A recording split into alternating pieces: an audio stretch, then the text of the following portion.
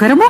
එයාබස් ගනුදෙනුවෙන් හිටපු ජනාධිපති මහින්ද රාජපක්ෂට රුපියල් මිලියන 60ක මුදලක් අවස්ථා 3කදී ලබා දුන් බවට ශ්‍රී ලංකන් ගුවන් සමාගමේ හිටපු ප්‍රධාන විධායක නිලධාරී කපිල චන්ද්‍රසේන දියුණුම් ප්‍රකාශයක් මගින් අනාවරණය කර ඇතැයි අල්ලස් කොමිසම අද අධිකරණයට දැනුම් දුන්නා.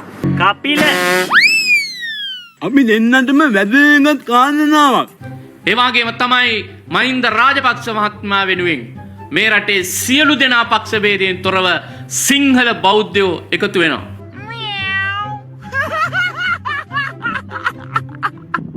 මාතුරුනි පරිස්සම් වෙන්න ඕන. මොකද වැහි නැති කාලටත් වෙන ගහනවා.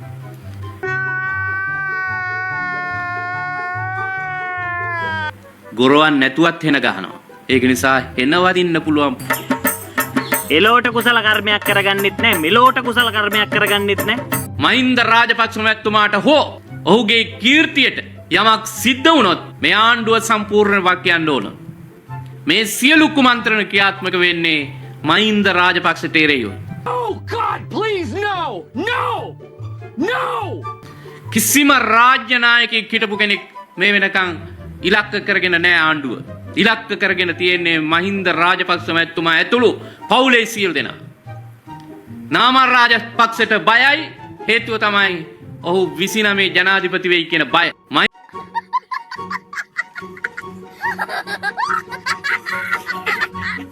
ඔබට කිව්වා මහින්ද ජනාධිපතිතුමා ඉලක්ක කරමින් සිදු කරන සියල්ල අසත්‍ය ප්‍රචාර සහ ඒ කිව්ව බොරු වලට එරෙහිව අපි අකණ්ඩව සටනක් කරනවා ධර්ම යුද්ධයක් කරනවා එතුමාව නිදොස්. ඒ අල්ලසේ වටිනාකම එක පුද්ගලයෙකුට රුපියල් 3යි. පොඩි ගණනක් නේ. නේද? බුල්ටෝ එකක් කීයද දැන්? ඒ නිසා මේ මහින්ද මහත්තයාව හිරේ දාන්න හදන්නේ. එහෙම නැත්නම් මහින්ද මහත්තයාට විරුද්ධව මේ අල්ලස් චෝදනා, දූෂණ චෝදනා දාන්න හදන්නේ බුල්ටෝ එකක්වත් තරම් වටින් නැති හොරකමකට. सबर करो बोला धक्का मुक्की नहीं करने का आराम से लेने का. हाँ ඒකට කියන්නේ මොකද්ද? බයි බෙදුම් මීටරේ කියලා.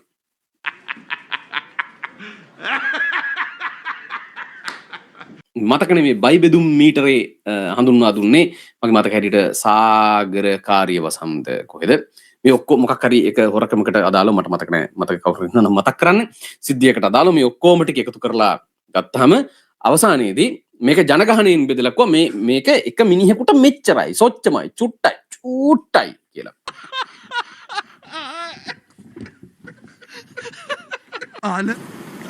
එයාබස් වංචාවෙන් මහින්ද මහත්තයාට හම්බෙලා තියෙන රුපියල් 3යි. වරහන් ඇතුලේ එක මිනිහෙකුගෙන්.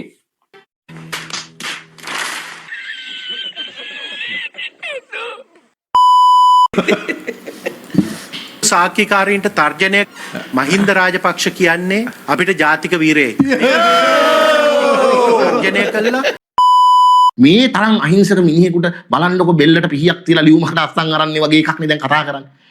කපිලයියේ දැන් ඒක හන්දිවල කෙහෙල් ගෙඩි කන ගමන් දාන් අදින ගමන් කහට බොන ගමන් බීඩි ගහන ගමන් තර්කයක් විදිහට බයියන්ට පොඩි අවියක් දීලා තියෙනවා මේක කියපල්ලා කියලා.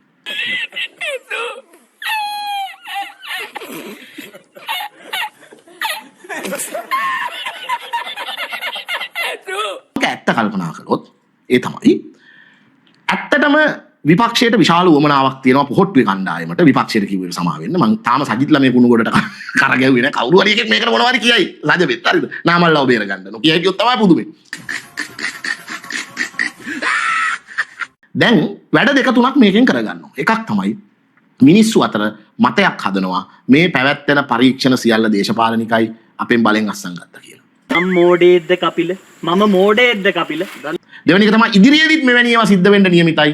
අර ඊයේ උසාවියෙන් එළියට ඇවිල්ලා පොහොට්ටුවේ නීතිඥ මහත්තයෙක් එහෙම එකක් කිව්වා. මම නංගන්වත් කියන්නේ නැහැ වැඩක් ඇති වුන් නෙවෙයි. එයා එළියට ඇවිල්ලා කියනවා මේ දැන් ඉස්සරහට තව අයගෙත් නම් කියයි ඈ. අපි හිතන්නේ නැති අයගෙත් නම් කියයි. ඒ නිසා මේක ඔහුගේ වචන වලින් මේක බරපතල තත්ත්වයක්. මේක බරපතල තත්ත්වයක්. මේ විදිහට මේ විමර්ශන කටයුතු කරන්න ඉඩ දිය යුතු නේ. වගේ අදහස්. කුජීතයි නේද? ඒ කියන්නේ මේගොල්ලෝ දැන් ඇත්තටම මේකෙන් සන්තෝෂ කරන්න හදන්නේ මේ මහා සමාජය නෙවෙයි. අර මානසිකව වැටිලා ඉන්න බයි ප්‍රජාවට පොඩි ඔක්සිජන් එකක් දෙනවා. හරි. හරි ඉතින් ඒක දේශපාලනිකයි කියලා කියන්න බෑ. රංග දිසානායකව ඒ තනතුරට පත් කරන්නෙම හරි ආණ්ඩුවෙන් තමයි. හරි ඒක ඇත්ත. හරි හැබැයි ඒක ස්වාධීන ආයතන. ඉතින් ලංකාවේ ස්වාධීනයි කියන සියලු ආයතන වලට තනතුරු වලට මිනිස්සු පත් වෙන විදිහ අපි දන්නවා. අතීතයේ ඉඳලම. ඒතර ආණ්ඩුවට තියෙනවා නම් ජනතාව ඉස්සරහා තිබ්බ පොරොන්දුවක්. අපි දූෂිතයන්ව හොරුන්ව අල්ලනවා කියලා. ඒකට සුදුසු පුද්ගලයන්ව ඒ තනතුරු වලට පත් කර ගැනීම ආණ්ඩුවේ වගකීම. nice. ඒ කාට හරි කවුරු හරි කියනවා නම් රංග දිසානායකව පත් කරපු එක වැරදි. හරි. ඔහුගේ පත් කිරීම වැරදි කියලා මම කියන්නේ ඒක තර්කයක් නෑ ඒක කිසිම. ආණ්ඩුව තමන්ට හම්බෙච්ච මැන්ඩේට් එක අනුව හරි ඒ කරන්න ඕන වැඩ ටිකට අදාළ පුද්ගලයෝ ඒ තනතුරු වලට පත් කර ගන්නවා. ඒක තමයි ඓතිහාසිකවම දේශපාලනයේදී සිද්ධ වෙන්නේ. දැන් ඒ මනුස්සයාගේ ක්‍රෙඩිබිලිටි එකට ගහලා ඉවර කරන්න. ඒක රංග දිසානායක මිනිසුන්ගේ මෙහෙම බලහත්කාරයෙන් අස්සන් ගන්න ඊටාම පක්ෂපාතී ඊටාම නරක මිනිහෙක් කියලා බයි ප්‍රජාවට ඔලුවට දාන එක. දැම්මහම මෙතනින් ඉස්සරහට රංග දිසානායකගේ මැදිහත් වීමෙන් කරන සියලුම පරීක්ෂණවලදී එන නිගමන හෝ ඔහු විසින් ඉදිරිපත් කරන කරුණු ඕවා වැඩක් නෑ. ඕවා මේ අපේ ලොක්කලගෙන් පරිගන්න රංග දිසානායක කරන වැඩනේ කියලා අර දාන්න දින බයියන්ට කඩමිඩු වල කියන්න තර්කයක් හදලා දෙනවා.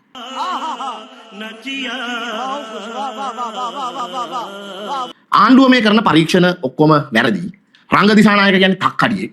හරි ආණ්ඩුව රංග දිසානායක කියන්නේ මිනිසුන්ට තර්ජනය කරන නරක මිනිහෙක්. හරි මේ ආණ්ඩුව කරන්නේ මේ කැත වැඩක්. හරි මේක බරපතල තත්ත්වයක් කියලා නිගමන වලට එළඹෙන්න පදනම් කරගෙන තියෙන්නේ මොකද්ද?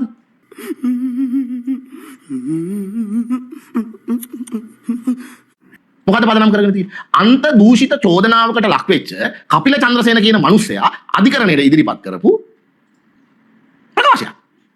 හොරතම යන කාලකන් යවලම් බල්ලා. ඒක මත දැන් ඔක්කොමලා නිගමන දෙනවා. ඒක පොට් එකක් ඔක්කොම නෙමෙයි. ඉතින් හරිද? දැන් ඒක නිකන් පරම සත්‍ය වෙලානේ තියෙන්නේ. මම දැක්ක සංජීව එදිරිමාන්නත් ඒ කියන බලන්නකො ඉතින් මේ වෙලා තියෙන දේ. කියන අපි පිළිගන්න ඕනේ. හරි මේ දිවුරුම් ප්‍රකාශයේ කියලා තියෙන්නේ කපිල චන්ද්‍රසේන 100%ක් ඇත්ත කියලා. අනේ මන් දන්නේ නැහැ කපිල. ඒතර ඔක්කොම අපි අමතක කරන්න ඕනේ. මොනවද? කපිල චන්ද්‍රසේනගේ බිරිඳට සල්ලි ඇවිල්ලා තියෙනවා කියලා සාක්ෂි තියෙනවා කියන එක අපි අමතක කරන්න ඕනේ. එතකොට ශමීන්ද්‍ර රාජපක්ෂට සල්ලි ආවාය කියලා සාක්ෂි තියෙනවා, බැංක් ස්ලිප් පවා තියෙනවා කියලා කියන්නේ. එතකොට ඒව ඔක්කොම අපි අමතක කරන්න ඕනේ. ඒ සේරම මේ දක්වා මේ පරීක්ෂණය සම්බන්ධයෙන් රැස් කරගෙන තියෙන සියලුම සාක්ෂි අමතක කරලා අපි මේ දිවුරුම් ප්‍රකාශය විශ්වාස කරලා අද ඉඳන් ඇසිරෙන්න ඕනේ. මරුනේ ඔයි. අපි වෙනවා අතරනේ. ඒ නිසා දැන් මේගොල්ලෝ දිගින් දිගටම රාජපක්ෂවරුන්ට අපහාස කෙරුවා.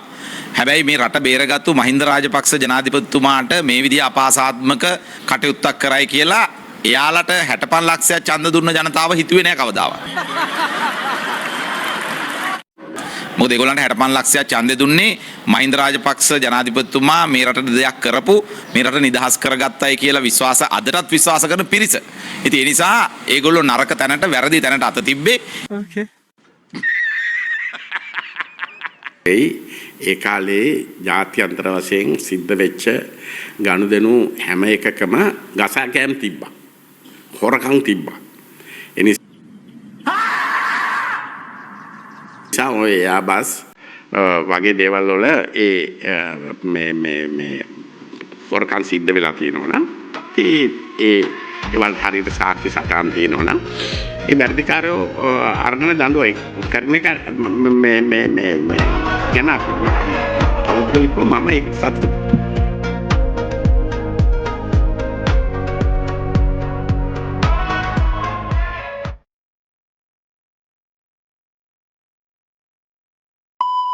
අපි හිතන්නේ අර නාමල් රාජපක්ෂ කිව්වා වගේ අනුර කුමාරගේ ආණ්ඩුවක් යටතේ තමන්ගේ පියාව නිදොස් කොට නිදහස් කර ගැනීමේ සිහිනය බොඳ වීමක් විදිහට තමයි අපිට දකින්න වෙන්නේ. නෑ ඔය ඒක ඉෂ්ට වෙමින් යනවා වේද.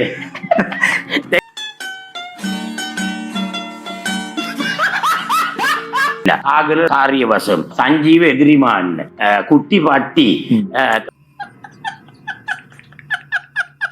ඔය කීප දෙනෙක් ඉන්නවනේ. එතකොට මේ අය මොනවා විදිහට කියයිද මේකට අර්ථ කියන එක මම හයියට කියන්නේ මොකක්ද? කැමරාවකට මේකටම කියන්නේ ඒ විදිහටම කියන්නේ ඕක තමයි අර දේශපාලනයේ හිටපු රවි සෙනවිරත්නවයි ශානිවයි CID එකට ගෙනාවේ ඔන්න ඔය ටික කරන්න තමයි ඊළඟට අර නන්දන නේ නන්දන ගුණතිලක නේද මැරුණේ. ඔව් නන්දන ගුණතිලක කිව්වා වගේ අල්ලස්සෝ දූෂණ කොමිෂන් සභාවේ අධ්‍යක්ෂක කරලා අර JVP එකේ පන්ති වලට ආපු රංග දිසානායක විනිසුරුතුමන්ව මේ අධ්‍යක්ෂක ජෙනරාල් කරලා ගෙනාවේ ඔන්න ඔය ටික කරන්න තමයි. ඔය වචන ටික ඔහොම නැති වුණත් අපි කියන අලිම්ම කියලා අපි කියන අපි දන්නවා පිටපත එන විදිය දන්නවනේ. ඒ කියන්නේ ජාතියට හුස්ම දීපු, අබේදානිය දීපු, කොටි සංවිධානයෙන් රට බේරාගත්ත මේ බලන්න සේනාධි නායකයට මේ අත තියන්න හදන්නේ මේගොල්ලෝ තනිකරම මේක තියෙන අවංකවම දේශපාලන පරිගැනීමක්. පරිගැනීමක්. අනිවාර්යයෙන් මේක ඩයස්පෝරා. ඒකත් මේක ඩයස්පෝරාවේ තිර පිටපතට අනුව ලියවෙන දෙයක්. මේක තමයි මේ සිද්ධ වෙන්නේ. කොටි ඩයස්පෝරාව සැනසීම. ඔව්. ඊට පස්සේ සමහරට කියයි මේ විදුලි පුටියටත් ගෙනියන්න තමයි මේක අරා උත්සාහ කරන්නේ. ඔන්න අපි කිව්වා සියලු දේව කියන්න තියෙන කරුණු සියලු පැති අපි ආවරණය කරා කියලා හිතනවා.